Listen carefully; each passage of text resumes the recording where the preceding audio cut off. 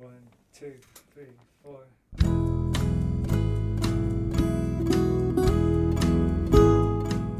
Hello, you're listening to the SKYLIT Books podcast series. We are a general interest independent bookstore located in the Los Feliz neighborhood of Los Angeles, California. This year, because of the coronavirus pandemic, we've had to close our store and cancel in-person events. But SKYLIT is your neighborhood bookstore, and we are finding ways to create community even while we're far apart. In the coming weeks, we'll be putting out lots of new audio content to help you discover new books, connect with authors, and check in with your favorite booksellers. To learn more about how you can help keep SKYLIT alive, please visit our website at skylitbooks.com or check out our social media accounts on Twitter and Instagram. You can subscribe to the podcast on Podbean, iTunes, and Spotify. Thank you for listening and enjoy.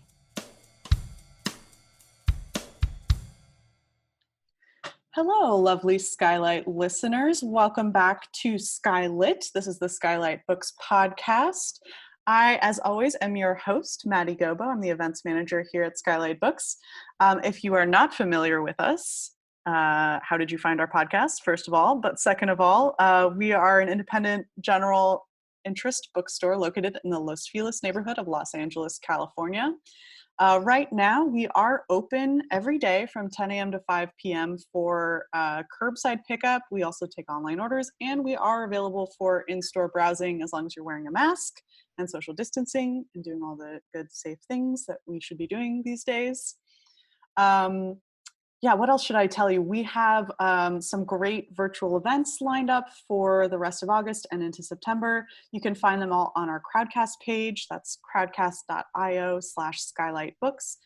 They're all live streamed there, but you also are able to access replays of all of our past events. So you can just register for whichever event looks interesting. And there's a nice video there, right, waiting for you. So we hope you check that out or come to one of our live streams coming up. All right, so today we have a fantastic interview lined up for you with Vanessa Veselka for her new novel, The Great Offshore Grounds. I'm really excited to talk about this one, not only because the book is great, but also because Vanessa is such an interesting person and has done so much in her life. And I think we're going to get into some good tangents here and rabbit holes, which is always the best use of the podcast, I think. Maybe you disagree, but I feel like if you're listening, you're probably down for some wandering conversations. So I'm going to go ahead and introduce Vanessa, and then she's going to read a little bit from the novel, and then we'll have our little conversation, and we hope you check out the book. So again, the title is The Great Offshore Grounds. Vanessa Veselka is the author of the novel Zazen, which won the Penn Robert W. Bingham Prize. Her short stories have appeared in Tin House and Ziziva, and her nonfiction in GQ, The Atlantic, Smithsonian, The Atavist, and was included in Best American Essays and the anthology Bitchfest, 10 Years of Cultural Criticism. She has been at various times a teenage runaway, a sex worker, a union organizer, an independent record label owner, a train hopper, a waitress, and a mother. She lives in Portland, Oregon, and her new book, as I mentioned, is The Great Offshore Grounds. Welcome to the podcast, Vanessa. Thanks for being here. Thanks, Maddie. I'm really excited. I'm really excited. I love the bookstore, and I'm sorry I couldn't come in person. This is the next best thing for sure. Well, I'm delighted to hear that we are the first stop on your tour. I mean, temporally speaking, that may not. Temporally speaking, you are. You are. So, yeah, you'll hear me stumble over all the readings that I'm just starting to do. So, I'll give you an example of that right now. I'm ready. I'm ready to hear it. Okay, so I'm going to just read a couple of sections from the first chapter. Back across the Sound in Seattle, Livy looked out the window of her basement apartment.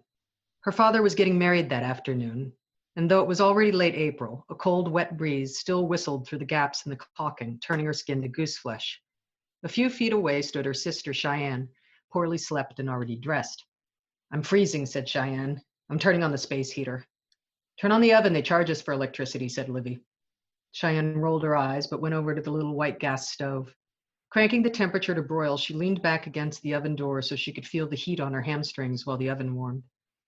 Yesterday, they'd spent the whole day picking rocks out of Livy's landlord's garden in trade for a patch of soil near the sunny side of the fence so that Livy could grow food.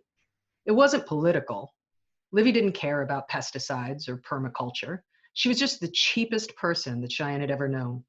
She lived off past date groceries. She washed her clothes once a month in a teaspoon of dish soap in a tub. She made her own bras.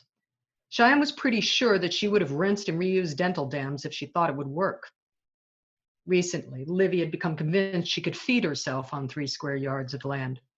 It was ridiculous, but since Cheyenne had appeared out of nowhere and moved in on her without warning or rent, she didn't have much of a say. Taller and unfreckled, Cheyenne had chosen a rose-colored cap-sleeve shirt with eyelets and a pair of pinstriped suit pants. She could pass in the crowd they'd be in today. Her second-hand clothes came off as vintage, while her misadventures in body art made her seem a fine vase, badly cracked and chipping, but a gritty accent to any room. Cyril didn't come to my wedding, said Cheyenne. Why should I go to his? Did you invite him? Hell no. He would have arrived like a lord and expected to walk me down the aisle. Here, let me give you away. Oh, hey, Dad, I'm pretty sure you already did that. You're right, said Livy, he would have. So why are we even going? I have a day off work. It's cheaper than a movie. I'm tired of ramen and hot dogs. There'll be rich people food, and I'm taking Tupperware. Please don't make it obvious, said Cheyenne. We're already going to look so out of place. Oh, why? Because you have jailhouse tattoos of hearts and clubs on your knuckles, or because I don't shave and look like a landscaper? Cheyenne spread the fingers of her left hand. Not just clubs and hearts. The one on my thumb is a diamond, and the pinky is a spade. You just can't tell anymore. Livy crossed where she'd laid out her newly washed blue painter's pants and pulled them on over her long johns. I'm going to the wedding because it's a show of support that costs me nothing. I've never thought of him as a dad, so I don't care. At his worst, he's a big blank, a disappointment. He gets a clean slate. That is my wedding present, a pass. It's the only decent move. I shot my better angels, said Cheyenne. They're angels, you can't kill them. If they were real, you could. Livy could feel Cheyenne's eyes burning holes in her ribs. She zipped her fly and flattened her pockets. I have clothes if you want to borrow something, said Cheyenne. Livy froze for a second, then bent down to roll the cuffs, making sure they were perfectly even on both sides all the way around. I have a white shirt. It has buttons. I can tuck it in, she said. What do you think his bride will be like, asked Cheyenne.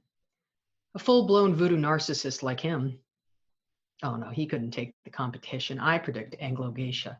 Oh, I can see that, said Livy. We should at least get drunk before we go. I'd rather do it on his dime, said Livy.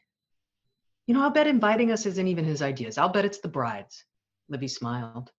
Maybe he has cancer, and his doctor warned him the guilt suppresses the immune system. Cheyenne propelled herself off the stove with her back foot. Yes, she said. No. She held up her hand. Wait, she said. I have it. He found God, and God said unto him, Cheyenne threw her arms wide and boomed, stop being such a dick. A dick, a dick, a dick. Echo, echo, echo. Neither sister had seen their father since they were 14. The wedding invitation had arrived only 2 weeks before the date of the ceremony, just on the heels of Cheyenne's reappearance, something their mother Kirsten considered prophetic. It was obvious from the short window that the decision to include them was, at best, the result of a long debate, or at worst, an afterthought. The initial instinct had been to ignore it, and the invitation was repurposed as a coaster for days before it was seriously considered.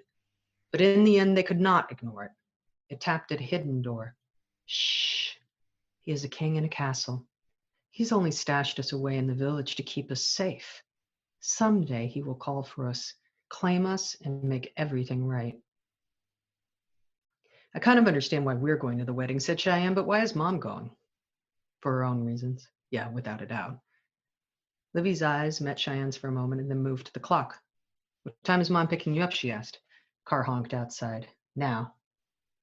Kirsten's 20-year-old Toyota was stopped in the middle of the street with hazards on blocking half the road. She was wearing a black velvet camisole with a long black skirt and a black cardigan. There was a ring on every finger, and totemic silver jewelry hung around her neck. Tiny zircon studs pierced the indigo blue sun and the crescent moon tattooed on her earlobes. Cheyenne took one look at her and knew that her mother was totally prepared to make an awkward situation more awkward. Get in or we'll miss the ferry, said Kirsten. The dashboard of Kirsten's car rattled the engine. Keep the windows rolled down, she said. The defroster doesn't work. Kirsten and Cheyenne hadn't spent any time alone since Cheyenne had returned, so Cheyenne had agreed that they would go to the wedding together while Livy rode with their brother Essex. The minute Cheyenne got in the car, though, she regretted it. Kirsten had questions about Cheyenne's failed marriage, about its aftermath, about Cheyenne's spiritual analysis of this moment in her life. Cheyenne tried to change the subject to one of Kirsten's many interests, domestic violence legislation, her coven, what books she was reading. But it always turned back to Cheyenne's psyche and the archetypal trauma that must be feeding her cycles of disintegration. Cheyenne told her mother she was tired and pretended to sleep, but Kirsten talked anyway. "You're a mystic by nature," Kirsten said as they drove onto the ferry. "You're drawn to the Shadowlands." Cheyenne rolled over and fell into a deeper fake nap. I'm going to read one very short section and then stop. As girls, they'd been told the fairy tale. Two women loved the same man. This is Cheyenne and Livy. One wanted a baby, or rather, the two we named. This is about the birth of Cheyenne and Livy. As girls, they'd been told a fairy tale. Two women wanted the same man. One wanted a baby and the other wanted to chase the North Star. Each became pregnant, so they made a plan. The one who wanted the baby would take both children, and the one who wanted the North Star would continue on. The first mother was happy and the second mother was happy. But which daughter was which? It drove Livy and Cheyenne fucking batshit crazy. Kirsten had never given them the name or way to reach the other woman. She'd refused to say which girl belonged to which mother, and Livy and Cheyenne had never been able to figure it out. Each sister had Kirsten's black hair and mannerisms, her broad shoulders, but so did a lot of people. Mostly, they looked like their father Cyril, who also had black hair. Every now and then, though, one sister would see something in the other and think that's totally her mouth. But they could never be certain. Paperwork didn't clarify anything either. Theirs was a home birth, and Kirsten was listed as the mother on both birth certificates. When they finally got the real story, it didn't help because it wasn't much different than the fairy tale version. Kirsten met Cyril when Cyril was in grad school. They had an open relationship. Then Cyril fell in love with a girl who was new to town. The girl and Kirsten became friends. Not long after, both women got pregnant. Since one was ready for a baby and the other was not, they struck a deal over a bottle of wine and some tosses of the I Ching. One woman became a mother of two girls, and the other became a Buddhist nun. Cyril, not as much of a polyamorous adventurer as he originally thought, did not stick around, and Kirsten raised the girls alone.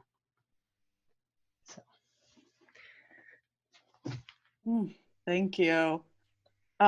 Both of those sections are such a good place to start because I think the first one is the opening of the book, but they foreground a lot of the kind of the themes and the dynamics that get so much deeper and deeper as we go in.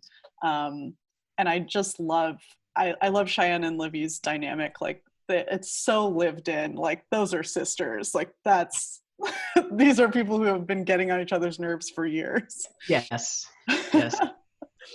So I just wanted to start us off with thinking about what was kind of the seed of this book, or like where was it born from? Was there a particular story or moment or detail that kind of like spurred this off for you? So I start usually by just free writing dialogue is a process for me, because I find it's just sort of my brain works in a very Socratic way. And so as soon as I make one statement, I hear the opposite in my head a lot. So a lot of times what happens is I'll start by just free writing a sentence or two in dialogue, which isn't dialogue until the second voice comes in, and then just have a response. And I find that as I learned this by looking back at how I start things, not because I said this is a good way to start things. And I realized that that's how I started everything, and that those first lines are almost always in the published works as they ended up in the very close to the opening. And that something, usually if I'm doing that for even a page, the whole sort of idea of the story ends up in there already in some way that makes sense to me. But so in terms of this novel, there were a couple of things. I had finished Zazen. I had been writing some nonfiction things, and I was And so I'd done some short stories, and I was thinking, what kind of next novel do I want to do? And I had a novella that I was trying to make into a novel, and really just needs to be a novella. And I was debating between that, which was sort of something I could see expanding a little bit and developing. And but the thing was, I looked at that, and I had a lot of trouble with it, because I thought, everything in this I know how to do. It would be more like, when I think of flower arrangers, there's an incredible art to flower arranging. And, at some point, it's a combination of sort of a Zen, I mean, there's like a lot of things in flower arranging beyond just the aesthetic experience to others, or calligraphy, or things that are about precision in a certain way, but not necessarily expanding, big creative boundaries, or, I mean, not that they can't be, but, where the art form is deeply seated in precision. And so I saw, like, okay, the novella would be a great project for me, sit down and like literally sort of sculpt at leisure into something, but it wasn't scary enough for me. And so I sat down and I thought, like, what are the novels I loved the most that like had these huge impacts on me? And they were all the big classic 19th century, early 20th century novels, and some 18th century too. But, and, I read War and Peace like 3 or 4 times, I mean, there were many novels that they had this very special place for me. And I thought, well, what is it about those that feels, and I realized all of them have love. They all have, love and death and this and that, I mean, like the big themes and things. And I had intentionally with Zazen, refused, despite, opinions of agents at various times or readers, absolutely refused to make it any kind of love story. The relationship in Zazen is between the character Della and the world, and whether or not they're going to have a relationship at all, in some ways. And I mean, on a side note, I'll say that one of the other things I ran into a lot until Richard Nash published it was this idea that you couldn't have a person come into a book, be a character, and leave 3/4 of the way through. It was like as if that was freaking sacrilege, you know what I mean? It's like, that just can't happen. That's too it's like, it happens in everybody's life every minute of the day, It's just like, but it was like, we don't know how to read her, it's just like, so there's all these pressures about so I'd been very much in Zazen a critic of love, in the sense of, to me, it was like, it created what I was calling a pressure narrative. Like, as soon as you put in even, like, I named one male character in Zazen in the original, the original quote final draft, and I just gave him a name. And because I gave him a name, the entire end of the book was read as she hooks up with some guy and it's all fine. And it was so enlightening to me to realize that the pressure to look for that, to define by that, and to seek it and see it, that simply having a name, even though it said in there that wasn't, it was just sort of like, it pointed to something that was so culturally understood in the form of how we tell stories. And I was like, well, that's nothing like what I meant. So I stripped his name out and I gave the one line he had towards the end of the book to another person. And it sort of solved that. But that was the only difference. And people read it radically differently, with radical difference, just from those 2 small things. So I had very much made a point in Zazen of fighting expectations of love in that way. And then when I sat down, I had to face the fact that, like, my that I still love love stories, that I read for love stories too. But what does that mean? And how do I define that? And so I set out and I thought, like, what's this? I literally made a list. What are the things I'm terrified to write about? And love was really one of the top things on the list. And so I just said, okay, clearly that's what I have to do. So I started just free writing, and I didn't even know what that meant. I didn't know if that would mean a love relationship. For me at the time, it meant not Xing it out as a possibility, you know, because I got to it and I was like, oh yeah, I don't know how to write that. Like and then I went through a period with the book. It was a long time writing it, so I went through a lot of periods with the book. But I went through a period with the book where suddenly I realized that, and this is a very hard thing to explain, I realized that I was sort of in the syntax, hiding what I perceived to be a feminized form of speech. That I was, from Zazen and from nonfiction pieces I did, that I had been given a sort of separate space in the in the literary world that I didn't get looped. Like, so I know I'm speaking tangents. Okay, I'll tie this up in a second. But when you talk about women who are doing long form essays and the idea that they'll get, theirs is treated as memoir or biography, where a personal essay for a man is treated, you're right. I was one of the examples that got cited as somebody that didn't happen for, right? I was frequently sort of like not included in the quote women, right? You know what I mean? Like, and so there is an intellectual cred that comes with that because of the dominance of, more 10 years ago than now, of the male literary, elite that, that sort of, confers that upon you, right? And I realized I was afraid that if I was more emotional, or my characters were more emotional in a certain way, that they would be seen as feminized, that my prose would be seen as feminized, and that I would lose my intellectual cred. So that became something I also had to like put on the list next to love, to say, okay, well, clearly I have to do that. So, there's been a lot of small, weird projects as I started writing, but it started with me writing there's a conversation that ultimately did get cut from the book literally in the month before we finalized it. And parts of it got ported into the conversation in the beginning. But that was that first conversation. And it was very much about, how do you live in a world that's falling apart? One of the lines in it was, don't you wish you were here before it was all falling apart? Like, it was this question of, can you find a way through? So yeah, so I think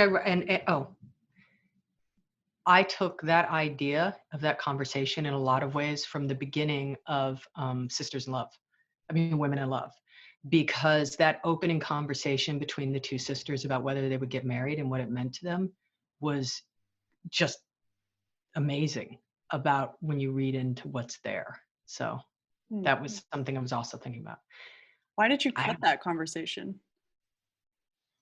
We went back and forth on it, and it was the last thing I let go of.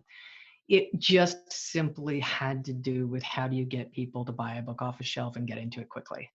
And it was a conversation that sounded, if you didn't know all the context, it just sounded very philosophical, but it was felt that it didn't bring the reader in fast enough and directly into the world and setting.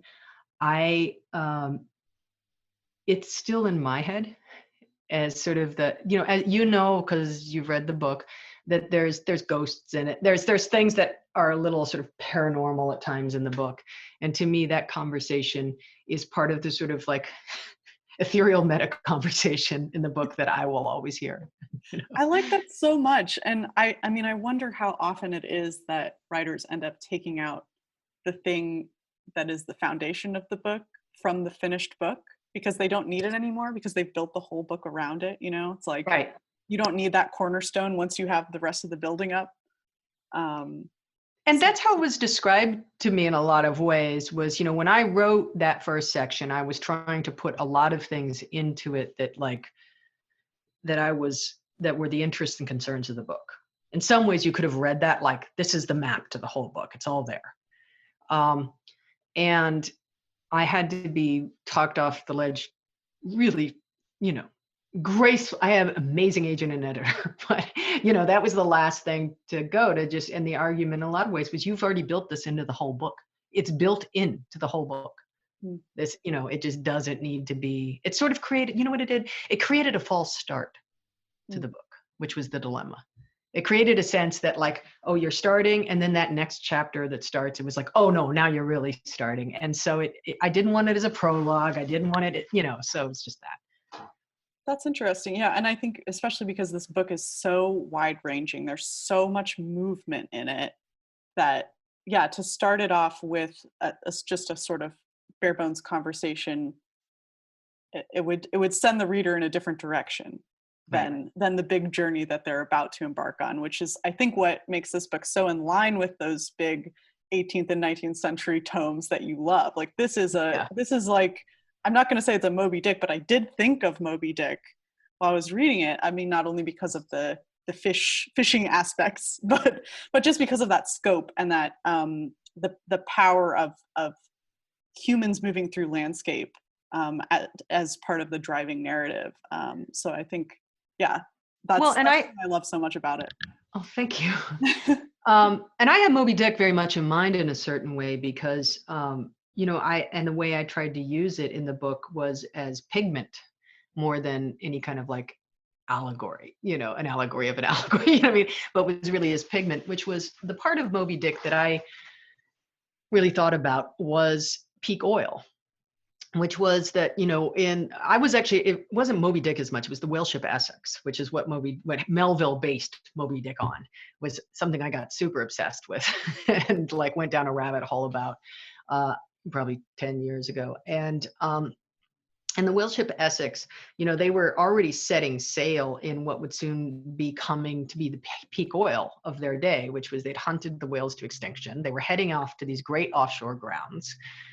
Where the breeding grounds of the whales, which was like way out, like off the coast of South America in the middle of the ocean, and anyway, the whale rams them, they go down, they frankly deserve it. And then they have a 3,000 mile, like open ride and, dead reckoning, try to get back. They eat all their friends and, and then they all sign on and go right back out to whaling. But the lay gets longer, right? Like, so I was thinking a lot about what does it mean to be at peak oil? And obviously the very last scene is, got a reference to that, but, no spoilers. Yeah, no spoilers. Yeah. So thinking about peak oil and kind of abundant. No whales die. No whales die in this book. No whales die in this book. And yeah. No, it's not like that. There really was no spoiler in what I just said. No, it's good to know for our listeners. I know they were worried about the whales, so now they can rest easy. But I wanted to kind of go off of thinking about peak oil and being at this place in our world right now where we've reached the maximum abundance and now things are starting to decay. There's so much consciousness of that decay and that loss and that inequality throughout the book. And I mean, it starts right off in the beginning with Cheyenne and Livy kind of evaluating if they look classy enough to show up at this wedding, if they look, middle class enough to show up at this wedding. Can you talk a little bit about kind of the role that poverty and not having enough plays in motivating these characters through this novel? Yeah, absolutely. I mean, it is really, I think one of the things that, I think when we talk about poverty, a lot of times we have a sort of Jacob Riis, like how the other half lives, where it's this very, horrific, distant, a lot of times we talk about it in immigrant communities, or, we talk about the kind of poverty that, where 20 people are living in a very small place, or we talk about the kind of, we talk about it in a fetishized way. We often don't talk about it. And I really wanted to do it kind of without, my characters don't have they're angry about different things. They don't have a particular amount of self-pity. It's the world they live in.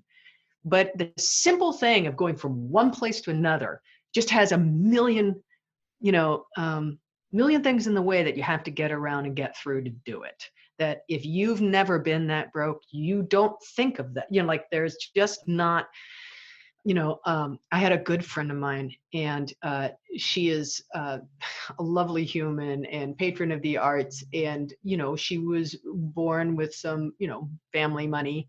And she said to me in reading the book, when she got halfway through, she goes, I have never felt like I understood, what living this way, she's like, I just wanted to reach in the book and give them all a credit card I was going to pay a bill for, she's just like, but she, she's a like huge, like she is literally a sort of person to person philanthropist, but like, it was just that thing that for her, it was that kind of telling that made it more vivid, and I think that, it's also infuriated people who read the book in different stages. Like, why can't they just do X?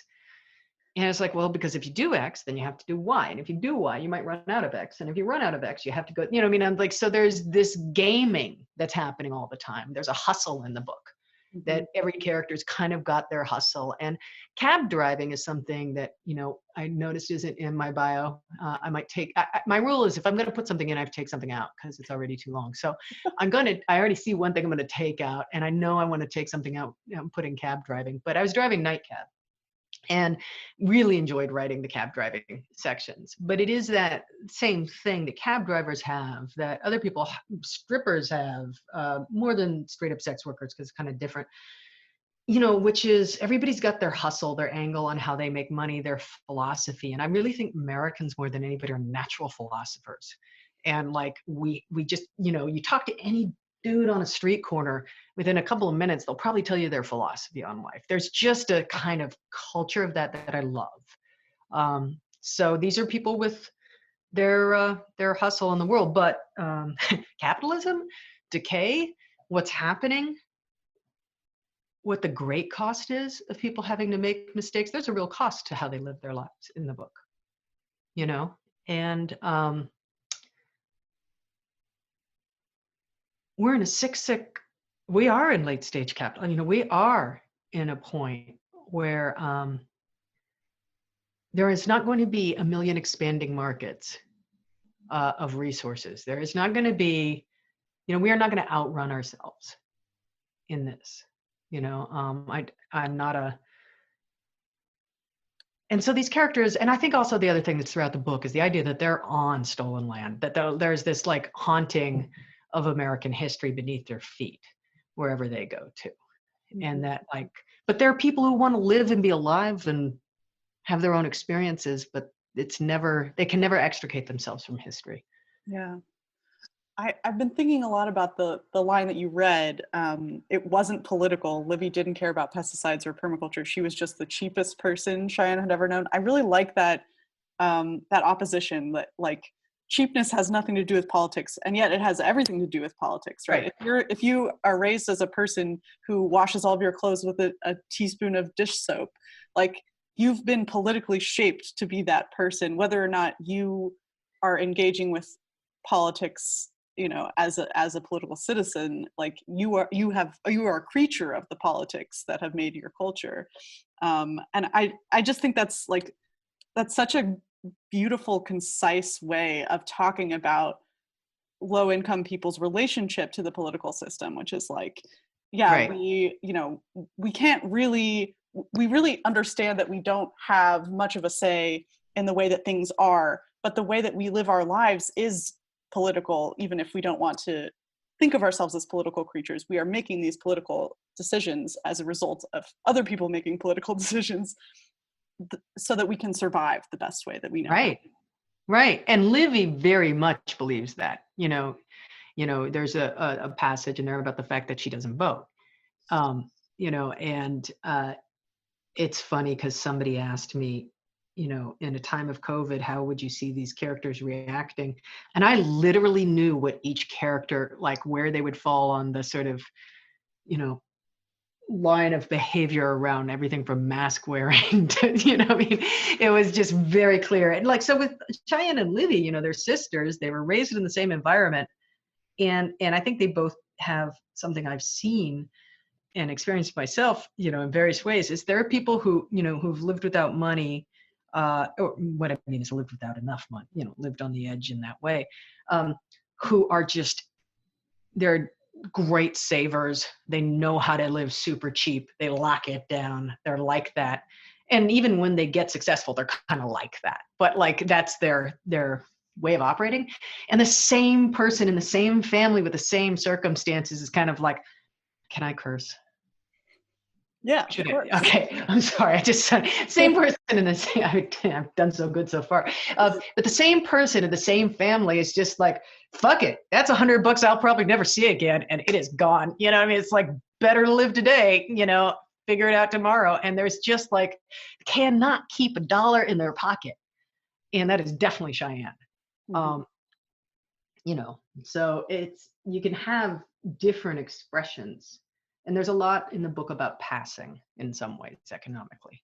Yeah, I was just thinking about the tattoos and the old clothes being they could pass as vintage. You could pass as a hipster even though you're really poor. Yeah. that hits home for my generation for sure. Yeah, absolutely. I had one last question for you before we kind of wrap up, and this is kind of thinking more about your relationship to your writing and or maybe your kind of distance from your writing. So I know that you have been working as a union organizer in recent times, and you kind of took a break from writing, or maybe you didn't take a total break, but you were focusing more on that. So can you talk about like how the union organizing work has fed into this book and vice versa, and maybe how they speak to each other? Sure. For context, I was a proud organizer at 1199 in Seattle, Washington, with hospital workers a long time ago. And that is really where I sort of went through fundamental training and learning about what organizing meant in a really, what I now come to realize was a very different way than a lot of other ways that, unionism is enacted or passed on. It was a very strong tradition in a very particular kind of way. Like if you want to get a sense of some of that, I think Jane McAlevy's work is a really good place to start. She's got a new book out, and she had no shortcuts, and she's great. But there's other people too. Like there's just a very different tradition, right? And so it was very much passed down, mentoring one person to another. So my experience of that tradition was also having really great leaders who were principled and brilliant, and taught me a lot about what does it mean to walk into so it wasn't just training on was training about how to be uncomfortable. And I don't mean socially. I mean, like, how do you deal with the role of pushing a leader when, what right have I to walk in and do X? What right have you? You mean like it was very fundamental in what you were making, what you were doing, and where you stood, and how you did it. And so, but I worked like 80 hours a week, and I burnt out, and I'm not good at having boundaries. So you say, I don't know if you stopped writing. Yes, of course I stopped doing everything when I start doing something. That is the nature of my existence. If I'm writing, I'm writing. If I'm doing, like I am 100% into whatever I'm doing. So I did that. I burned out, ended up having a baby. I did work with the, and then I decided to go to college. I did a lot of it. I used to go to college occasionally as a pastime. And I did actually go back and eventually finish when I was 40. But I didn't ever think I would go back into it because of art, because of writing. And that I understood that would be the end of it for me if I were to walk back into that. So I tried about a year and a half, 2 years ago. No, yeah, year and a half ago.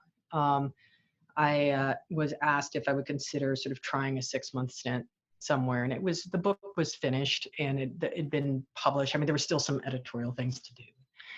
And I was sick of my own head, and but really it's this time, right? Like I've always had a way out, and I'm still very conflicted about it. Where can I be? Like, where do you serve in this time? And I find that a very hard thing for me to answer personally. And so I found myself having a lot of organizing skills, sitting on the sidelines of things, and, not handling it very well in my mental health. So I got asked if I would come back and try working with a local for 6 months. And, and I was like, okay, this will be a good experiment to see if I can do it without having it take over my life, and like just sort of be on my own in the corner and do my job. And within like 5 months, through a series of situations, I ended up being like director of organizing. So it's like, it's just messy, right? Like it's messy. And I love the work and I hate the work. And I'm always looking for my replacement in some ways. And I'm also really committed to the work we're doing. So I'm scared about writing. I don't know. I know that this is a time where it may very well be more important for me to do that than write. I just don't know. Do you think that the novel serves any of your kind of principles or interests as an organizer? Do they work together? Do those goals work together anywhere? No, although one of my favorite organizers is a man named Dave Pickus. And he's organized a lot of people over the years. And one of the things he said that I think is just really true is that what makes for a strong organizer is you have to know people. And in both cases, the part of me, I was, I think I organized from a sense of knowing people in a certain way. And that's the same thing you need to have as a novelist. You need to know people. And I think too many times people talk about experiences as material, and I don't think of material that way. I kind of find that to be, sort of like colonial way to look at material. Like, let me eat your experience for you. Like, and then like make it mine and like, put it in its skin and walk around in it. Or like, let me go wash dishes or like do something for a month and then come back and write about it. You know what I mean? Like, and I really have a resistance to that as, I think there's plenty of experience to get in any place you are. But knowing people is a different thing. Yeah. And that's organizing and that's writing. But I don't know, but my book is not an agenda for that. What I do know about my own experience of writing political things, and I said this to someone once about a very political book she'd written, is, the thing about wanting to write from an agenda to display something politically is that if you have real characters, they will eat your politics alive. They will destroy your world. Like what you build to show what you want, they will destroy it. Like it'll just be stomping around on it, like spitting out chunks. And like you just got to give yourself to that. You can't be afraid of that. So, there are views that both Livy and Cheyenne and other people hold in the book and ways they talk about things that I don't like, Yeah. Anyway. Well, I'm sure that's true in organizing too, right? That like you come to it with your political goal and then you're working with people and you're having to incorporate all of their various understandings and imaginations of the political landscape. Absolutely. There is a connection there for me. And I think that this book is so concerned with work and with forging difficult connections, that I feel the sense that I feel in organizing where, there's this big unattainable goal and all of these unwieldy people, and you're just trying to move forward a little bit, Yeah, no, that's actually, I think that you're very right on that. That's a very good, I hadn't thought about that, but that's quite true. That's absolutely true. Well, I think we're going to have to stop for today, though I could honestly talk to you forever. This has been so great. Thank you, Vanessa. Thank you so much. Edit liberally. I'm not editing. I'm not touching this at all. This is okay. Well, Maddie, it was great to get to see your face on the Zoom here and get to talk. And I really, SKYLIT is cool, and I really loved SKYLIT books, and yeah, I hope we can host you in person sometime soon. You have a standing invitation, so thank you. Whenever we can host you, we want you to come on down. Thank you. All right. Well, okay. Best of luck with your tour and your book and all of your organizing work. And I know we're going to be hearing more from you soon. So thank you very much. And take care. Stay safe. All right. Thanks for listening, everybody. Again, my guest today was Vanessa Veselka. Her new novel is The Great Offshore Grounds. Buy it, read it. It's so good. You're going to love it. I swear. All right. I'm going to say goodbye, and we'll catch you on the flip side. Thank you for listening to the Skylight Books podcast series. Please don't forget to visit our website at skylightbooks.com and make sure to follow us on Twitter and Instagram. Also, don't forget to subscribe to this podcast for more author talks and bookseller conversations. You can find us on Podbean, iTunes, and Spotify. Stay safe and healthy, and we hope to see you back in our store soon.